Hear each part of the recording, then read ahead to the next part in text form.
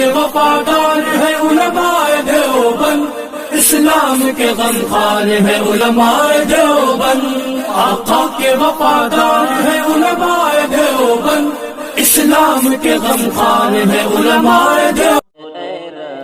السلام علیکم ورحمۃ اللہ وبرکاتہ۔ ناظرین، اگر آپ ہمارے چینل میں نئے ہیں تو ہمارا چینل یس سر چینل کو سبسکرائب کریں اور بیل آئیکن کو دبائیں تاکہ نئے ویڈیو اپلوڈ ہوتے ہی آپ تک نوٹیفیکیشن کے ذریعے پہنچ سکے۔ جزاک اللہ۔ ومن سيئات أعمالنا من يهده الله فلا مضل له ومن يضلل فلا هادي له، وأشهد أن لا إله إلا الله وحده لا شريك له، وأشهد أن سيدنا ومولانا محمدا عبده ورسوله. أما بعد فقد قال النبي صلى الله عليه وسلم: إذا اتخذ الفيء دولا والأمانة مغرما والزكاة مغرما وتعلم لغير الدين، أو كما قال صلى الله عليه وسلم.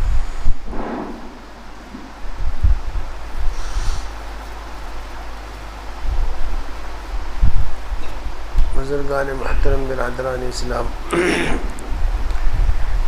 یہ زمانہ جس میں ہم لوگ جی رہے ہیں فتنوں کا زمانہ ہے۔ ایک مرتبہ نبی کریم علیہ السلام نے فرمایا: انی اری الفتن تقع خلال بیوتکم کوقع المطر، میں دیکھ رہا ہوں کہ فتنے تمہارے گھروں میں اس طرح برسیں گے جیسے بارش کا پانی برستا ہے۔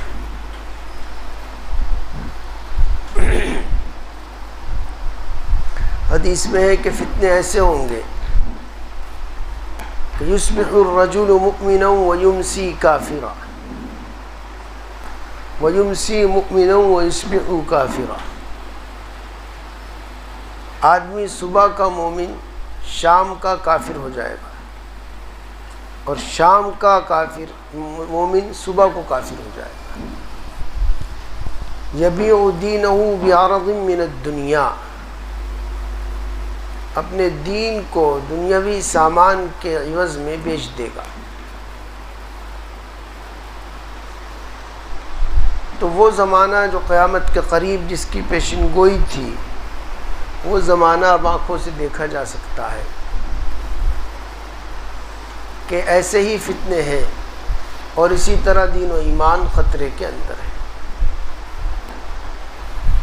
ایسے میں ضروری ہے کہ ہم لوگ ان فتنوں کو، ان علامتوں کو پہچانیں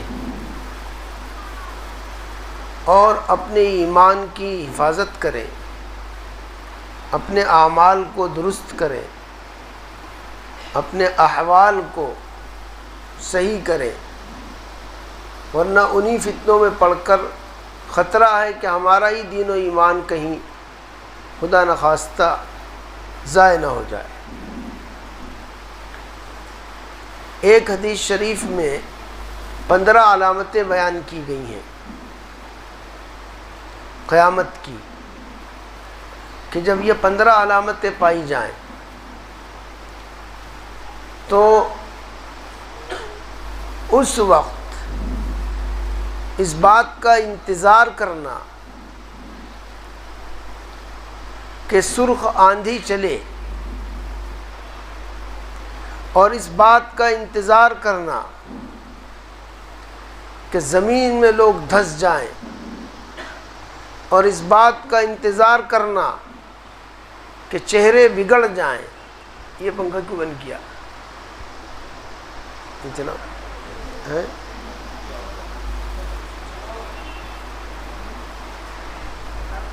اس بات کا انتظار کرنا کہ چہرے بگاڑ دیے جائیں۔ وہ 15 علامتوں والے حدیث کے کچھ جملے میں نے آپ حضرات کے سامنے پڑھے، اس پہ غور کرنا چاہیے کہ ہم لوگ اس میں خدا نخواستہ ملوث نہ ہوں۔ پہلی بات نبی کریم علیہ الصلوۃ والسلام نے فرمائی اذا اتخذ الفیء دولا، فے کا مال جو غنیمت کے مال ملتا ہے جنگ میں، جس میں سب کا حق ہوتا ہے، اس مال کو مراد ہے کہ جو مشترک مال ہے، جیسے مسجد کا ہے، مدرسے کا ہے، چندے کا ہے، اسکول کا ہے، فلاں کا ہے، جو چندے سے اکٹھا کر کے کسی کام کے لیے رکھا جاتا ہے، یا گھر میں ہی چند آدمیوں کا ہے، بہرحال دوسروں کا حق جس میں ہے، اس مال کو اپنی ذاتی دولت سمجھنا کہ اچھا ہاتھ لگ گیا ہے، اب اپنے کام اس سے بنائے جائیں گے، یعنی حرام حلال کا خیال مٹ جانا، حقوق العباد کا ختم ہو جانا، وہ مال دوسرے کا ہے اور آدمی اپنا سمجھ کر اس کو خرچ کرے، تو یہ علامت ہے اس بات کی کہ قیامت قریب آ گئی، چونکہ یہ چیز، یہ حس ختم ہو جائے آدمی کے، حرام حلال کا احساس مٹ جائے اگر، تو پھر اس کے پاس کیا باقی رہ جائے گا۔ دوسری علامت ارشاد فرمائی والامانۃ مغنمہ، امانت اگر کسی نے رکھوا دی کہ بھئی امانت کے طور پر میری فلاں چیز رکھو، چاہے پیسے ہوں چاہے کوئی اور چیز ہو، تو اگر اس نے کہا کہ امانت کے طور پہ رکھو، تو لوگ اس کو سمجھیں گے کہ مال غنیمت ہاتھ آیا، اس نے مجھے دے کر موقع اچھا فراہم کر دیا، اب یہ اس کو بھول جانا چاہیے کہ اب دوبارہ ملے گا، یہ تو مجھے ایک نعمت غیر مترقبہ مل گئی گویا۔ اس نے امانت رکھوائی، اس سے یہ غلطی ہوئی اور آپ نے یہ سمجھا کہ یہ تو اچھی غنیمت کی چیز مل گئی مجھے، اور اس کو لٹانا شروع کیا اور اس کو اپنے اوپر استعمال کرنا شروع کر دیا، یعنی اس چیز کو اپنی ذاتی دولت سمجھا جو امانت کے طور پر رکھی گئی تھی۔ یہ بھی اسی احساس کی نفی کو کر رہا ہے کہ آدمی کے اندر اس بات کا احساس ختم ہو جائے کہ امانت کیا چیز ہے۔ حدیث میں سب سے پہلے امانت اٹھائی جائے گی اور کہا جائے گا کہ شہر میں فلاں آدمی جو ہے یا فلاں قبیلے میں فلاں آدمی بڑا امانت دار ہے، یعنی شہر کا شہر امانت دار لوگوں سے خالی ہوگا، ایک دو آدمی کہیں ہوں گے اکا دکا، ان کے بارے میں کہا جائے گا کہ فلاں قبیلے میں فلاں خاندان میں فلاں جگہ پر ایک آدمی ہے جو بڑا امانت دار ہے، حالانکہ یہ ایسی صفت ہے کہ یہ ہر ایک کے اندر ہونی ضروری تھی، یہ امانت تو ہر ایک کے اندر ہونی ضروری تھی، اور وہاں حالات یہ ہوں گے کہ پورا شہر اس سے خالی ہوگا۔ جب ایسی نوبت آ جائے کہ امانت دار کوئی نہ ہو، سب خائن بن جائیں، تو سمجھیے کہ اب قیامت قریب آ گئی ہے، کیونکہ امانت جب اٹھا لی جائے گی تو اس کی جگہ خیانت آئے گی، اور خیانت جب آئے گی تو پھر وہ قیامت کی علامت ہو۔ اس میں ایک ایک چیز کو اپنے اوپر سوچنا چاہیے ہر ایک کو ٹھنڈے دل سے کہ یہ غلطی کہیں مجھ سے تو نہیں ہو رہی ہے۔ میں نے بتایا کہ حدیث میں الفاظ خاص ہیں، مطلب اس کا عام ہے کہ دوسرے کی چیز کو اپنی سمجھ لینا، دوسرے کا حق مار لینا، اس بات پہ اصل تنبیہ کرنی ہے، اور اس کے لیے مختلف آیات اور احادیث میں تردید موجود ہے۔ مثلا دوسرے کے حق میں اگر یتیم کا حق مارا تو قرآن میں ہے کہ ان الذین یأکلون اموال الیتامی ظلما انما یأکلون فی بطونہم نارا، جو لوگ یتیم کا مال ناحق کھا رہے ہیں، ظلم کر کے کھا رہے ہیں، وہ اپنے پیٹ میں جہنم کی آگ کھا رہے ہیں۔ یہ قرآن میں کیونکہ وہ بھی حرام کھا رہے ہیں۔ تو یتیم کا مسئلہ زیادہ نازک ہے، اس کا تذکرہ آیا ہے، حکم یہی ہے، حکم یہی ہے کہ جو کسی اور کا حق، کسی اور کا مال کھا رہا ہے، وہ ایک طرح سے جہنم کی آگ کھا رہا ہے، چونکہ یہ چیز اس کی معاف نہیں ہوگی، یہ حقوق العباد میں سے ہے۔ حضرت انس بن مالک رضی اللہ تعالیٰ عنہ کی روایت ہے کہ قلما خطبنا رسول اللہ صلی اللہ علیہ وسلم الا قال، کم ہی ایسا ہوا کہ حضور نے ہمارے سامنے تقریر فرمائی ہو اور اس میں یہ نہ فرمایا ہو کہ لا ایمان لمن لا امانت لہ ولا دین لمن لا عہد لہ، جس کے پاس امانت داری نہیں ہے اس کے پاس ایمان کا کوئی حصہ نہیں ہے، اور جس کے پاس عہد کی، وعدے کی پاسداری نہیں ہے اس کے پاس دین کا کوئی حصہ نہیں ہے۔ یہ بات آپ اپنی تقریروں میں فرمایا کرتے تھے کثرت سے۔ تو اس سے اندازہ کیجئے کہ امانت کی کیا حیثیت ہے کہ ہر تقریر میں حضور تقریباً یہ بات ارشاد فرماتے تھے۔ تو دوسرے کا حق اگر کھایا تو اس کی مذمت ہے، ایسے ہی دوسرے کے حق میں میراث کا مال ہے کہ گھر سے کوئی کسی دنیا سے اٹھ جائے، گھر میں والد کا، والدہ کا، کسی کا بھی انتقال ہو جائے، تو اس نے جو کچھ چھوڑا ہے کم یا زیادہ، چاہے اس نے 10 روپے چھوڑے ہو، چاہے 10 لاکھ چھوڑے ہو، چاہے روپیہ چھوڑا ہو، چاہے زمین چھوڑی ہو، چاہے سونا چاندی چھوڑا ہو، چاہے مال تجارت چھوڑا ہو، کچھ بھی چھوڑا ہو، جو کچھ اس کی ملکیت میں تھا وہ سب بن گیا میراث۔ اب اس کے بارے میں قرآن کریم میں سخت تاکید ہے کہ اس کو اس طرح تقسیم کیا جائے جس طرح اللہ تعالیٰ نے حکم دیا ہے۔ یوصیکم اللہ فی اولادکم، اللہ تعالیٰ سخت تاکید کرتے ہیں تم کو تمہاری اولاد کے بارے میں۔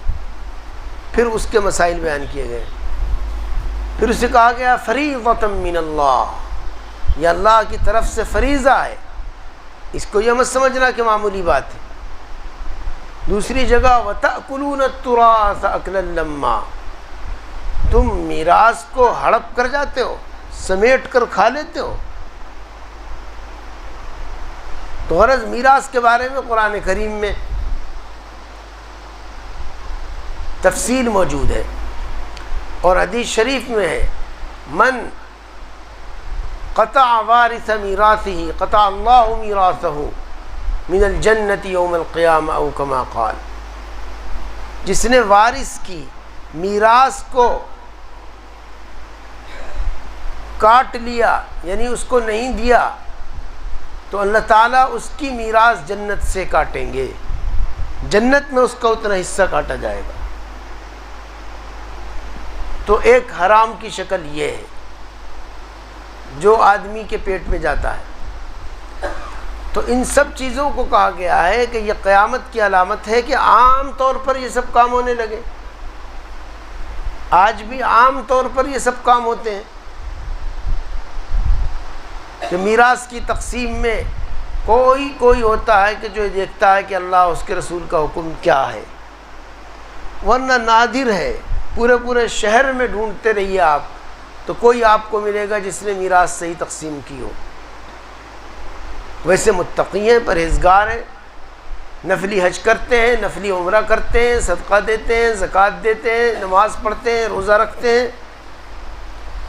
لیکن میراث کے معاملے میں کمزور ہے۔ حالانکہ نفلی حج اور عمرے سے بڑھ کر کہیں ہے، نفلی حج اور عمرے کے بارے میں کوئی سوال نہیں ہوگا، اور میراث کا 1 روپیہ بھی ہوگا تو سوال ہوگا۔ اس لیے اس بات کو ذرا آپ سنجیدگی سے لیجئے کہ تقوی کا مطلب اور دینداری کا مطلب ایک شعبہ نہیں ہے، دین کے جتنے شعبے ہیں ہر پہلو سے آدمی صحیح، تب کہا جائے گا کہ دین اس کو آتا ہے۔ معاملات کے اعتبار سے بھی، معاشرت کے اعتبار سے بھی۔ اسے انسان کامل اسے کہتے ہیں جس کے سارے اعضاء صحیح ہوں۔ اگر ایک انگلی بھی اس کی کٹی ہوئی ہے، 5 کی جگہ 4 ہیں تو اس کا نقص مانا جائے گا۔ ایک آنکھ نہیں ہے تو نقص مانا جائے گا۔ اسی طرح دین کے اندر جتنی چیزیں ہیں، جو 77 شعبے ہیں اس کا اگر کوئی نقص ہے تو وہ نقص ہوگا، دیندار وہ آدمی نہیں ہوگا۔ اب وہ عرف کے اعتبار سے نمازی آدمی کو دیندار کہہ دیتے ہیں، کوئی خوش اخلاق آدمی ہے تو اس کو کہہ دیتے ہیں۔ یہ ہمارا عرف ہے، شریعت کا فیصلہ نہیں ہے۔ شریعت کا فیصلہ یہی ہے کہ ہر اعتبار سے ہو، اس میں خاص طور پر حقوق العباد کا مسئلہ ہے، جس سے ہم لوگ غفلت کا شکار ہیں۔ دینداری کا جوش آتا ہے تو نماز شروع کرتے ہیں، ظاہر اپنا درست کر لیتے ہیں، داڑھی رکھتے ہیں، ایک حکم شریعت کا، اچھی بات ہے۔ لیکن جب دینداری کا جوش آتا ہے تو یہ نہیں دیکھتے کہ حق کس کس کا ہمارے ذمہ ہے، یہ کمی ہے کہ نہیں ہمارے اندر، یہ کمی پائی جاتی ہے کہ یہ نہیں دیکھتے۔ تو اسی کو اس حدیث میں بیان کیا جا رہا ہے، جس کی تفصیلات دیگر احادیث اور آیات میں۔ تیسری بات آپ نے ارشاد فرمائی والزکوٰۃ مغرمہ، زکوٰۃ کو ڈنڈ سمجھیں گے، ٹیکس سمجھیں گے، جیسے ایک جرمانے کی سزا، جرمانہ جس کو کہتے ہیں کہ کسی جرم کی سزا ہے، جیسے اس طرح زکوٰۃ کو بوجھ سمجھیں گے۔ جبکہ میرے بھائیوں زکوٰۃ کتنی کم رکھی اللہ تعالیٰ نے، انہوں نے جو چیز خود دی تھی اسی میں سے وہ مانگ رہے ہیں، اور جتنے ٹیکس حکومت لگاتی ہے ان سب سے کم ہے۔ حکومت کا ٹیکس کہاں تک جاتا ہے؟ انکم ٹیکس 30% ہو جاتا ہے، اور بھی ہو جاتا ہے، اور ہاؤس ٹیکس ہے، سیل ٹیکس ہے، پتہ نہیں کتنے قسم کے ٹیکس ہیں، ان سب کی مقدار زیادہ ہوتی ہے فیصد کے اعتبار سے، اور زکوٰۃ صرف 2.5% ہوتی ہے۔ تو آپ اس سے اندازہ کیجئے کہ اتنا کم ہے، اس کے باوجود پوری زکوٰۃ ادا کرتے ہوئے زور پڑتا ہے۔ جبکہ زکوٰۃ کے بارے میں یہ سوچنا چاہیے، پہلی بات تو یہی کہ مقدار کم ہے، ہم نے آپ کو دیا ہے، ہم آپ سے چاہے جتنا واپس لے لیں، اللہ نے دیا تھا، اللہ جو چاہتا وہ حکم دیتا اس میں، تو کم ہے۔ ایک تو یہ بات سوچنے کی ہے کہ دنیا کے جتنی بھی چیزیں ہوتی ہیں اس طرح کی، اس میں کم سے کم زکوٰۃ ہے۔ دوسری بات یہ کہ کس پر ہے، کہ ہر ایک آدمی پر ہے؟ ہر ایک پر تو نہیں ہے، اس میں بھی ایک مقدار رکھی کہ 612 گرام چاندی ہے، اس کی قیمت 87 گرام سونا یا اس کی قیمت یہ ہو، اور پھر اس پر پورے 360 دن گزرے، اسلامی سال گزر جائے، تب اس کے اوپر واجب ہوگی، ورنہ واجب نہیں ہوگی۔ یہ دوسری آسانی ہوئی کہ نہیں ہوئی؟ ورنہ یہ ہوتا کہ چاہے تمہارے پاس وہ 10 دن رہا اتنا مال، تم 2.5% دو، لیکن پورے سال کو گزرنے میں اگر سال کے ختم ہونے سے 1 دن 2 دن پہلے بھی وہ پیسہ آپ نے استعمال کر لیا، مثلا اپنے گھر خرید لیا کوئی، یا اپنے لیے زمین خرید لی، یا کسی اور چیز میں خرچ ہو گیا، وہ تو ختم زکوٰۃ۔ حالانکہ 359 دن آپ کے پاس وہ پیسہ رہا، اور 359ویں دن آپ نے اس پیسے سے کوئی بھی چیز خرید لی، کار خرید لی، پیسے ختم، تو اب 360ویں دن زکوٰۃ واجب نہیں ہوگی۔ بتائیے سہولت ہے کہ نہیں ہے؟ ایمانداری سے بتائیے کتنی سہولت ہوئی، ورنہ عقل یہ کہتی تھی کہ جب اتنے دن ہو گئے، 1 ہی دن رہ گیا ہے، تو زکوٰۃ اس پر ہو۔ تیسری بات، زکوٰۃ دینا کس کو ہے؟ کیا زکوٰۃ لے کر بنی اسرائیل کی طرح یہ حکم ہے کہ اسے لے جا کے پہاڑ پہ رکھو اور اس پہ آگ آ کے کھائے گی؟ پہلے زمانے میں یہی حکم تھا، صدقہ حلال نہیں تھا، بس اس کو لے جا کے رکھ دو اور آسمانی آگ اسے کھا لیتی تھی، خود استعمال نہیں کر سکتا کوئی، اور اب کیا ہے؟ اب یہ ہے کہ خود نکالو اور اپنے ہی بھائیوں کو دے دو. یعنی اس میں گھر کے رشتہ دار آپ دیکھیں تو صرف ماں باپ کو نہیں دے سکتے، بیوی کو نہیں دے سکتے، بچوں کو نہیں دے سکتے، اس کے علاوہ بھائی کو دے سکتے ہیں، بہن کو دے سکتے ہیں، بہنوئی کو دے سکتے ہیں، چچا کو دے سکتے ہیں، چچی کو دے سکتے ہیں، ماموں کو دے سکتے ہیں، ممانی کو دے سکتے ہیں، سب کو دے سکتے ہیں. تو جو پیسہ آپ نے نکالا اور اپنے بھائی کو دے دیا، بہن کو دے دیا، تو گھر میں رہ گیا. ایک جیب سے نکالا دوسرے میں ڈال لیا. تو دینے کا حکم بھی کسی ایسے کو نہیں ہے، بلکہ جو بھی مستحق ہو ان میں سے، چاہے یہ ہو چاہے دوسرا ایک عام مسلمان ہو، کسی کو بھی دے سکتے ہو. یہ ایک مستقل سہولت ہے کہ نہیں ہے کہ ہمارا ہی پیسہ تھا اور ہمارے ہی گھر میں استعمال ہو گیا. بہن کی حالت سدھر گئی تو آپ کے لیے خوشی کی بات ہے کہ نہیں ہے؟ بھائی کی سدھر گئی تو ہے کہ نہیں ہے؟ تو اپنے ہی گھر کا پیسہ اپنے ہی گھر میں لگ گیا. یہ ایک مستقل سہولت ہے. تو زکوٰۃ میں اتنی سہولیات ہیں.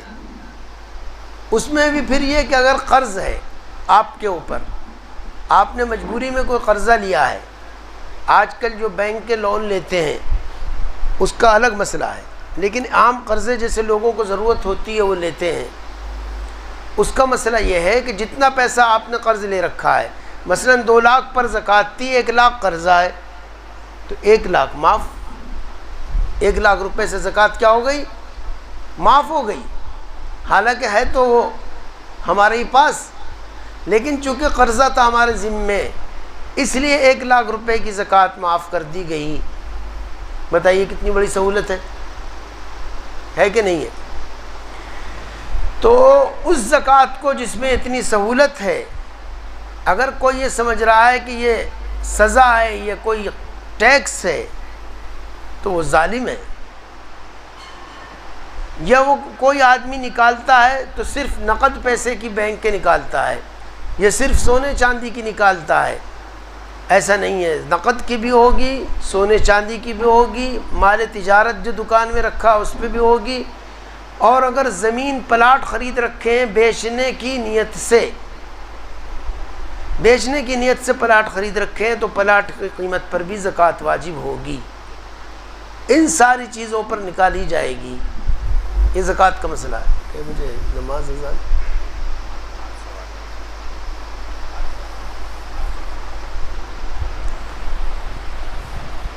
اگلی بات آپ نے ارشاد فرمائی وَتُعَلِّمَ لِغَيْرِ الدِّينِ، کہ علم حاصل کیا جائے گا اور وہ مقصد دین نہیں ہوگا، اس کا مقصد دنیا ہوگی.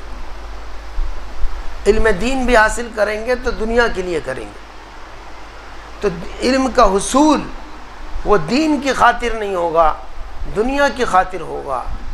اور اگر دین کا علم دنیا کے لیے حاصل کیا تو حدیث میں ہے کہ لم یجد عرف الجنت یعنی ریحہا، جنت کی بو بھی نہیں آئے گی.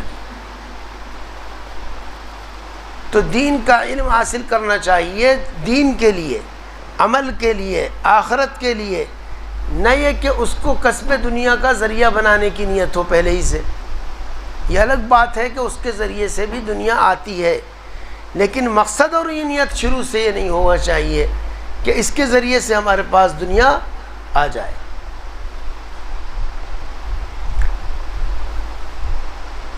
اور اس کے بعد آپ نے ارشاد فرمایا وَأَقَّ أُمَّهُ وَأَدْنَى صَدِيقَهُ وَأَقْصَى أَبَاهُ. 3 باتیں. ماں کی نافرمانی کرے گا اور یار دوستوں کے ساتھ قریب رہے گا، ان کے ساتھ خوب دوستانہ برتاؤ کرے گا، اور باپ کو اپنے دور ڈھکیل دے گا. ماں باپ کے ساتھ بدسلوکی کرے گا، ماں باپ کی نافرمانی کرے گا، ماں باپ کو نظر انداز کرے گا، ان کے حقوق نہیں پہچانے گا، ان کی راحت کا خیال نہیں کرے گا، ان کے دل کو تکلیف پہنچائے گا. یہ بھی اگر ہو تو سمجھ جاؤ قیامت قریب ہے. ماں باپ کا حکم قرآن کریم میں کئی جگہ ہے.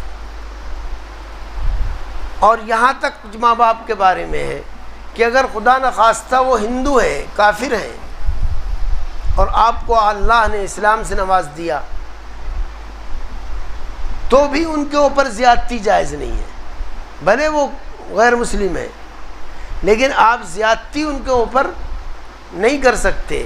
یہی نہیں بلکہ اگر ان کو سنبھالنے والا کوئی اور بھائی نہیں ہے، ان کی دیکھ ریکھ کرنے والا کوئی اور نہیں ہے، وہ بوڑھے ہیں، پریشان ہیں، مالی اعتبار سے پریشان ہیں، یہ جسمانی اعتبار سے خدمت کے محتاج ہیں، تو ان کی خدمت کرو، چاہے وہ غیر مسلم ہو۔ بس کفر میں ان کی بات نہیں ماننی ہے، باقی ان کو سہولت پہنچانی، ان کو راحت پہنچانی ہے ہر حال میں۔ یہ آخری بات تھی جو قرآن میں کہی گئی۔ تو ماں باپ کا درجہ تو اتنا اونچا ہے کہ حدیث میں ماں کے پیر کے نیچے جنت ہے۔ یہ اسلام نے عورت کو رتبہ دیا ہے، کسی مذہب نے عورت کو یہ رتبہ نہیں دیا جو اسلام نے دیا، کہ جنت اس کے پیر کے نیچے ہے۔ جنت جو آخری منزل اور آخری مقصد ہے، وہ اللہ نے ماں کے پیر کے نیچے رکھا ہے۔ کیسی عجیب بات ہے۔ تو ماں باپ کا درجہ اونچا ہونا اس سے بھی پتہ چلتا ہے۔ آپ کو وہ قصہ معلوم ہوگا حضرت اویس قرنی رحمۃ اللہ علیہ کا، کہ انہوں نے نبی کریم علیہ الصلاۃ والسلام کا زمانہ پایا اور اسلام پایا، مسلمان ہو گئے۔ حضور سے ملنے کی نہایت محبت اور شوق ان کے دل میں تھا، ملنا چاہ رہے تھے کسی طرح بھی ایک بار ملاقات ہو جائے، لیکن ان کے والدہ کی خدمت کا مسئلہ تھا، اگر وہ آتے تو ان کی خدمت نہ ہو پاتی، اس لیے حضور نے ان کو منع فرمایا، اور صرف ماں کی وجہ سے وہ صحابی کا شرف لینے سے محروم ہو گئے۔ ماں کی وجہ سے صحابی کا شرف لینے سے محروم ہو گئے۔ صحابی کا شرف جو ایک بار سرکار دو عالم صلی اللہ علیہ وسلم کے دیدار سے حاصل ہو جاتا ایمان کی حالت میں، اس سے وہ محروم ہو گئے۔ مقام بہت اونچا ملا ان کو اس کی وجہ سے، لیکن بہرحال وہ صحابی نہیں بنے۔ اور یہ بات طے ہے کہ جتنے بھی اولیاء ہیں، اویس قرنی سے لے کر نیچے تک، سارے مل کر بھی کسی صحابی کے گرد کو نہیں پہنچ سکتے۔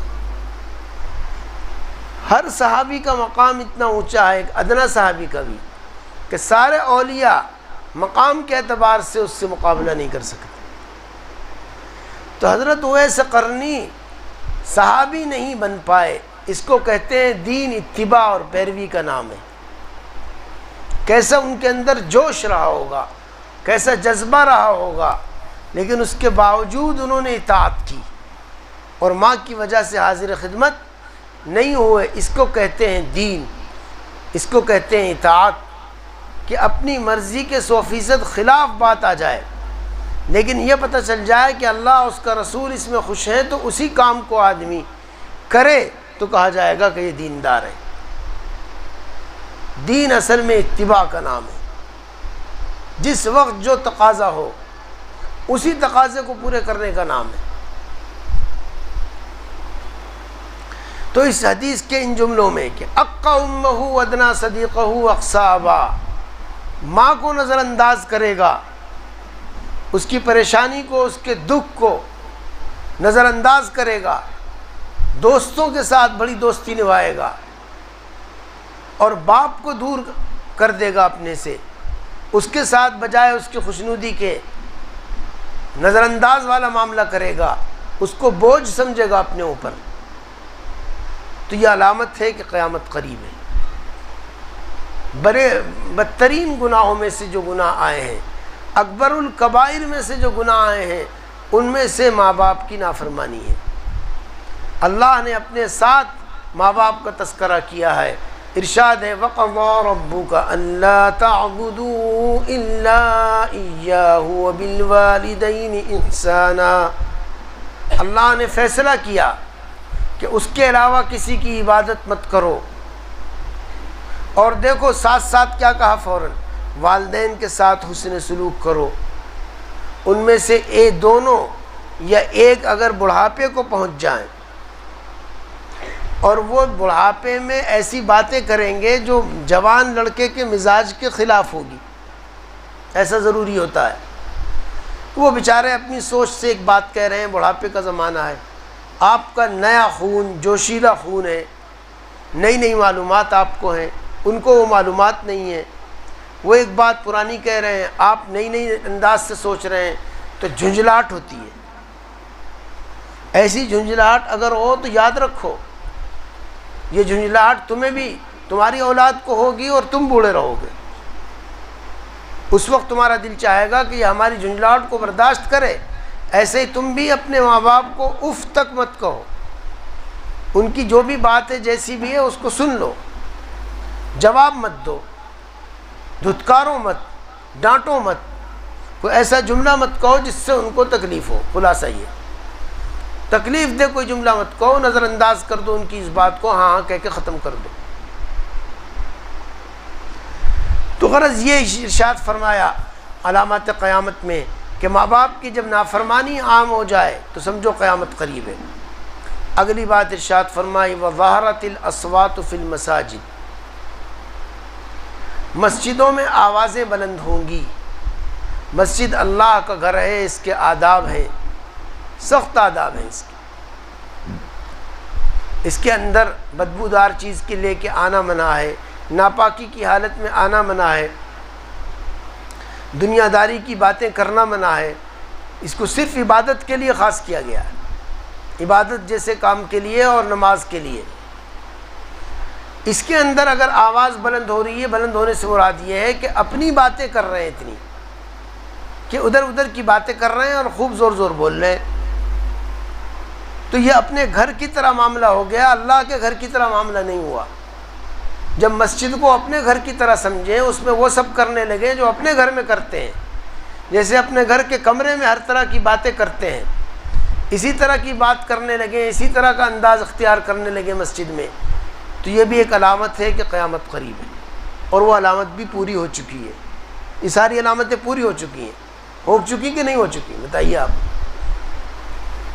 اس کے بعد آپ نے ارشاد فرمایا وَسَادَ الْقَبِيلَةَ فَاسِقُهُمْ، قوم قبیلے کا، خاندان کا جو سردار ہوگا، بڑا ہوگا، وہ اللہ کا نافرمان ہوگا. جو اللہ کا نافرمان ہوگا وہ قوم کا سردار ہوگا، تو قوم کو کہاں لے کے جائے گا؟ وہ ظاہر ہے کہ جب وہ نافرمان ہے تو نافرمانی کے کام کرے گا، کرائے گا. تو اللہ کا نافرمان جب خاندان کا بڑا ہو اور خاندان کا سردار بن جائے، قبیلے کا سردار بن جائے، قوم کا سردار بن جائے، تو پھر وہ اس کو برائی کی طرف لے جائے گا، پورا معاشرہ برائی میں گر جائے گا. عربی میں کہتے ہیں الناس علی دین ملوکہم، لوگ اپنے بادشاہوں کے دین پر ہوتے ہیں، یعنی جو بڑا ہوتا ہے انہی کے طریقے پہ چلتے ہیں وہ غیر شعوری طور پر.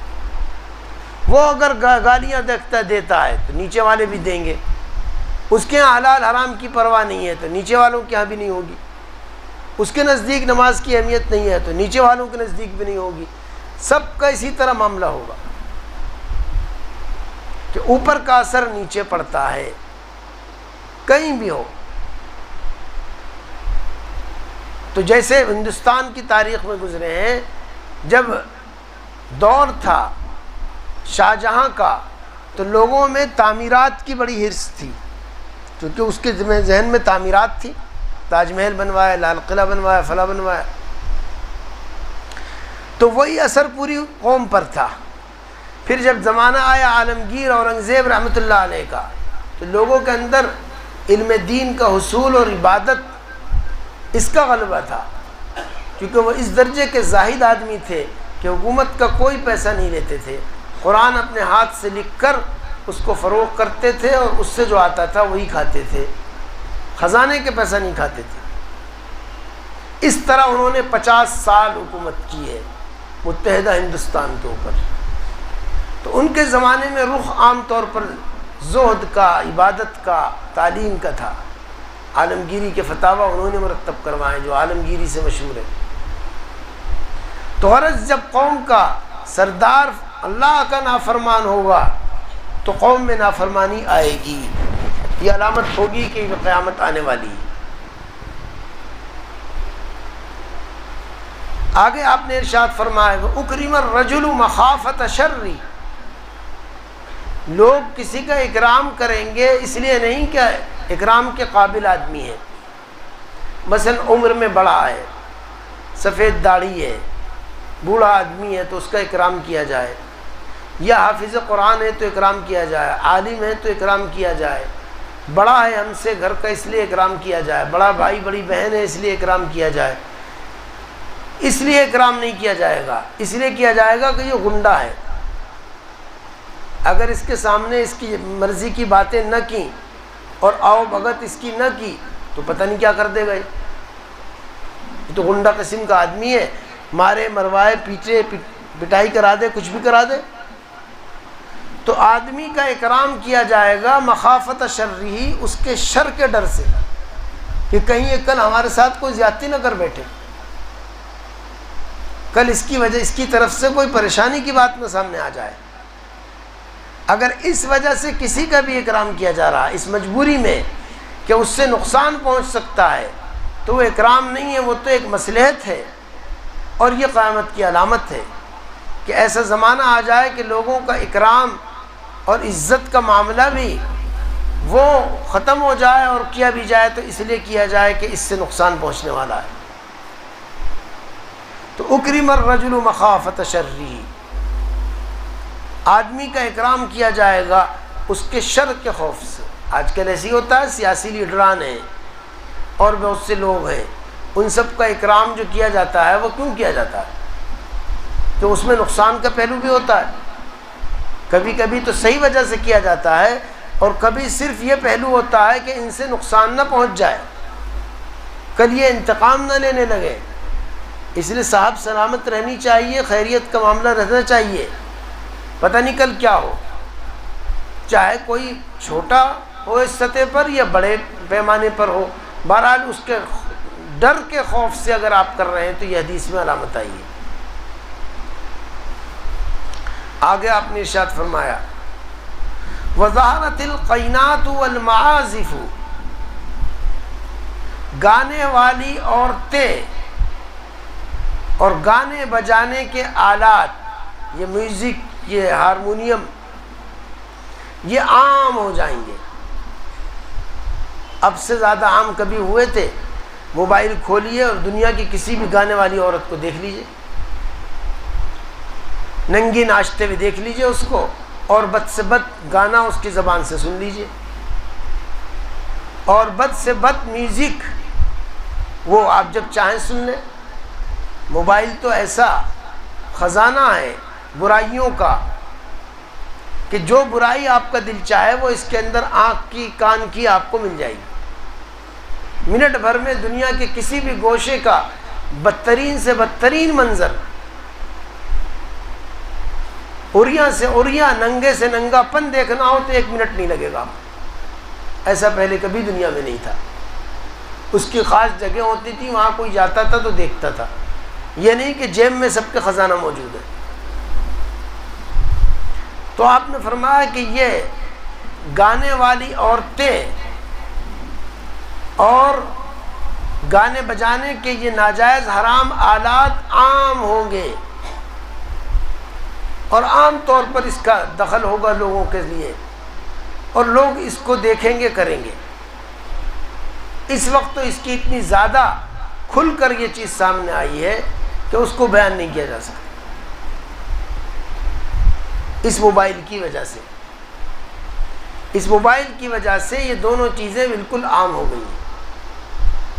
تو اس پر آپ دیکھیے کہ کیسی حدیث منطبق ہو رہی ہے، کہ حدیث میں جو آیا تھا وہ مکمل ہو گئی یہ بات کہ قینات اور معازف، ایسی عورتیں اوریاں رنڈیاں یہ عام ہوں گی جو ناچیں گی، گائیں گی اور میوزک بجائیں گی۔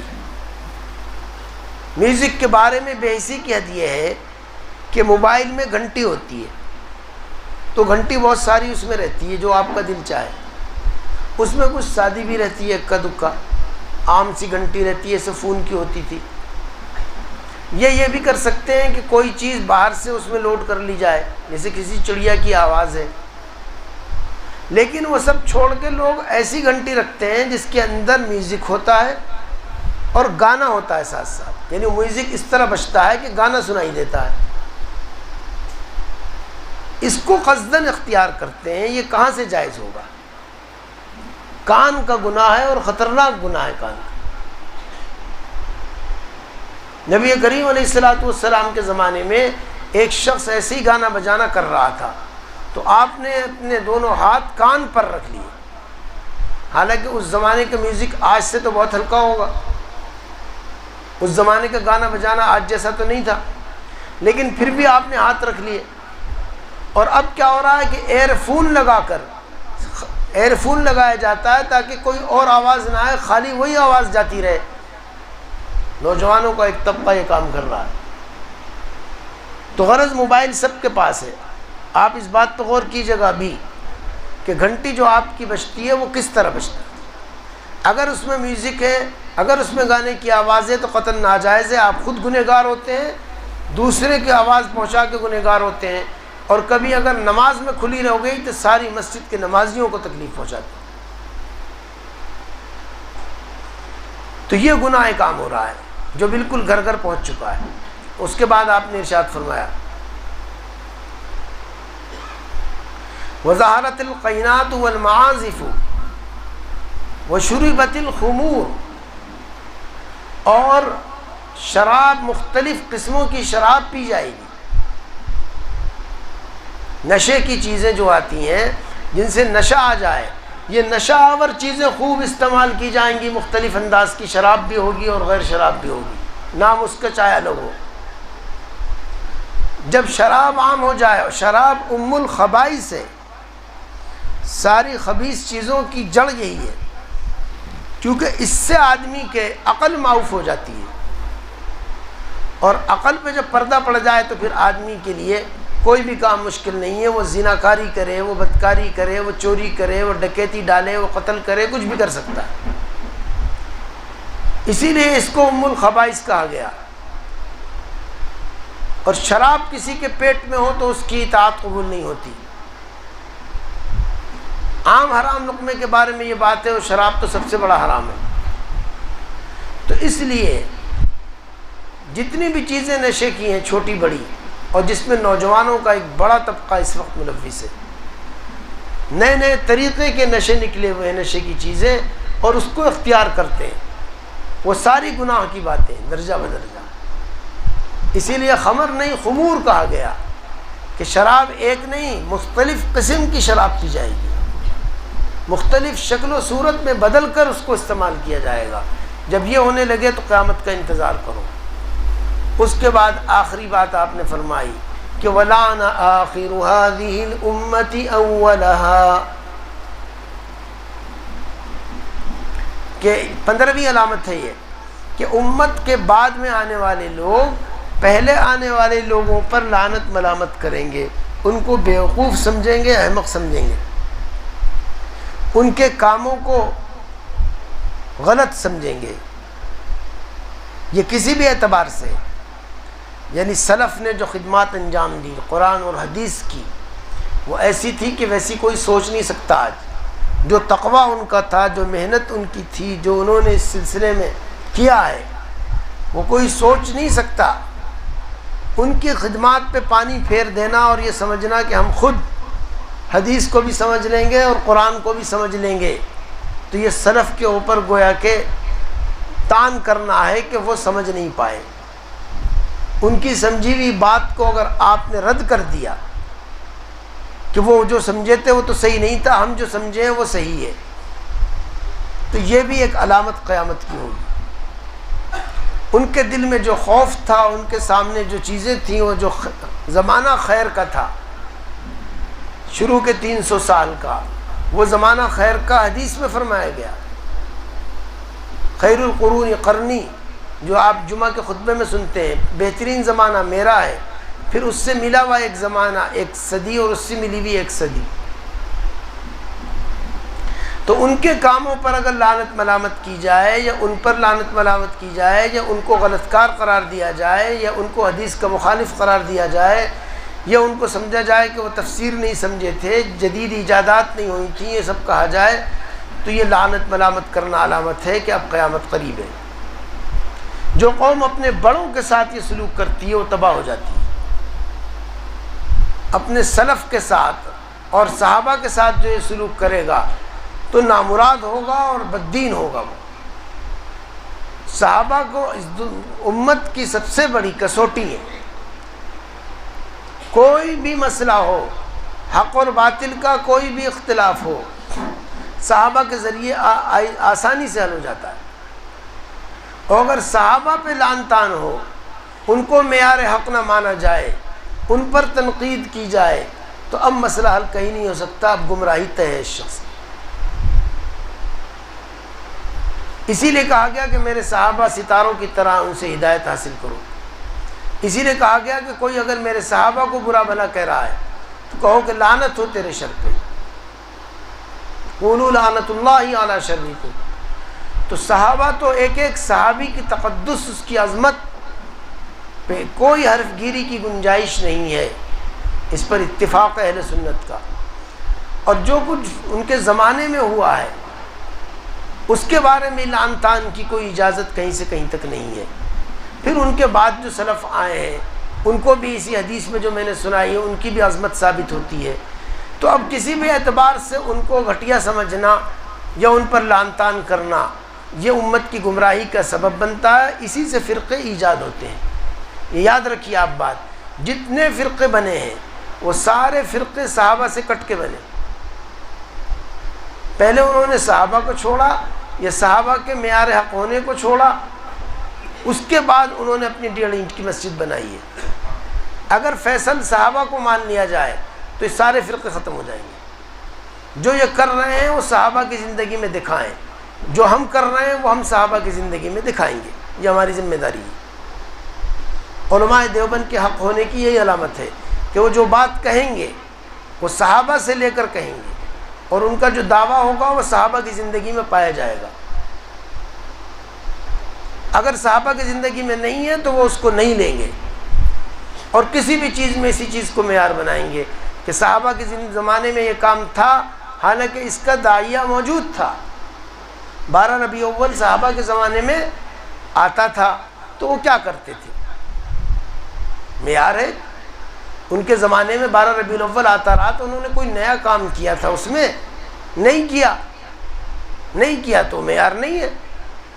اگر یہ کام ہوتا اللہ کے اور رسول کی محبت کی علامت ہوتی تو وہ کر کے دکھاتے، انہوں نے نہیں کیا، اس کا مطلب یہ محبت کی علامت نہیں ہے۔ اس طرح ایک ایک مسئلہ آپ لیتے رہیے اور ایک ایک مسئلہ حل کرتے رہیے کہ صحابہ کے زمانے میں اس کام کا موقع تھا، انہوں نے نہیں کیا، اس لیے یہ کام صحیح نہیں ہے۔ تو صحابہ پر اور سلف پر اگر کوئی لعنت ملامت کرتا ہے تو سمجھ جاؤ کہ یہ قیامت قریب آ چکی ہے۔ اس کے بعد آپ نے فرمایا فَارْتَقِبُوا عِنْدَ ذَلِكَ رِيحًا حَمْرًا، جب یہ علامتیں پائی جائیں، اور آپ مانتے ہیں کہ ساری علامتیں اس وقت پائی جا رہی ہیں، 15 کی 15 پائی جا رہی ہیں کہ نہیں پائی جا رہی، بتائیے۔ تو اب سرخ آندھی کا کیسے کیسے طوفان آتے ہیں، سونامی کا طوفان، تو فنا طوفان، یہ وہی ہے کہ جو مکان اور مکین سب کو بہا کے لے جاتے ہیں۔ ریحًا حمراء وخسفًا ومسخًا وقذفًا،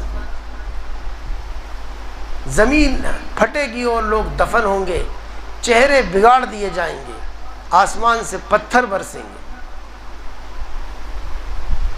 اور یہ دوسری روایتوں میں یہ بھی مضمون موجود ہے کہ لوگ ان شراب کی چیزوں کو پئیں گے، اور وہی الفاظ ہیں کہ یہ گانے والی رنڈی عورتیں یہ سب ظاہر ہوں گی، اور میوزک وغیرہ کے ہارمونیم کی چیزیں ظاہر ہوں گی۔ وَبَاتُوا عَلَىٰ لَهْوٍ، اسی کام کو وہ رات بھر کرتے رہیں گے، صبح اٹھیں گے فَأَصْبَحُوا قِرَدَةً وَخَنَازِيرَ، صبح اٹھیں گے تو بندر اور سور بنا دیے جائیں گے۔ یہ دوسری روایتوں میں مضمون موجود ہے۔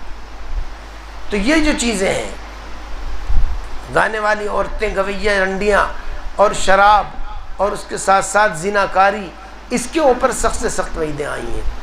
تو یہ روایت آئی ہے کہ اس پر یہ ہوگا.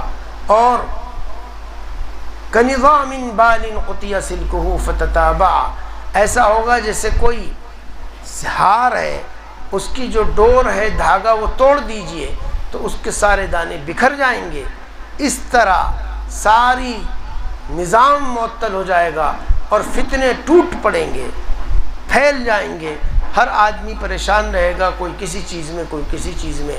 امن و سکون دنیا سے اٹھا لیا جائے گا اور قیامت قریب سے قریب تر آتی جائے گی. یہ باتیں ارشاد فرمائی گئی ہیں جس کو ہم لوگ انفرادی اپنی زندگی میں لیں. حرام کمائی والی بات، حرام کھانے والی بات، حرام چیزوں کو استعمال کرنے والی بات یا برائی کرنے کی بات، تو ایک ایک آدمی انفرادی طور پر اپنا جائزہ لے اور جو چیز آ گئی ہو اس سے فوراً توبہ کر لے. توبہ کا دروازہ کھلا ہوا ہے. کیسے ہی گناہ ہو، کفر و شرک جیسا بھی گناہ ہو، شراب جیسا گناہ ہو، زنا جیسا گناہ ہو، بدکاری ہو، کچھ ہو، توبہ سے وہ فوراً معاف ہوتا ہے. یہ اللہ کا بڑا کرم ہے. اس لیے سچی توبہ اگر کر لیں تو فوراً وہ گناہ معاف ہوگا. البتہ اگر کسی کے حق کا مسئلہ ہے تو وہ حق ادا کرنا پڑے گا. یا تو وہ معاف کر دے کہ صاحب تمہارے 1000 روپیہ قرضہ ہے، میرے پاس دینے کو نہیں ہے، وہ کہہ دے میں نے معاف کیا. یا تو وہ معاف کر دے، یا پھر اس کو آپ دیں یا اس سے کہہ دیں کہ میرا دینے کا ارادہ ہے، میں کوشش کر رہا ہوں، اور وصیت میں لکھ دیں کہ فلاں کا 1000 روپیہ میرے ذمے ہے، اچانک مروں تو یہ اس کو دے دیا جائے. اس طرح حقوق العباد کا معاملہ حل کیجئے اور حقوق اللہ تو توبہ سے معاف ہو جائیں گے، اور جو چیزیں فرض ہیں ان کو ادا کرنے سے وہ ختم ہوں گے. اللہ تعالی ہم سب کو ان علامتوں کے مصداق بننے سے ہماری حفاظت فرمائے، اور اس کے مصداق خدا نخواستہ ہوں تو اس سے توبہ کی توفیق عطا فرمائے. وآخر دعوانا الحمدللہ رب العالمین. دعا کریں. الحمدللہ رب العالمین والصلاة والسلام علی سید المرسلین وعلى آلہ واصحابہ اجمعین.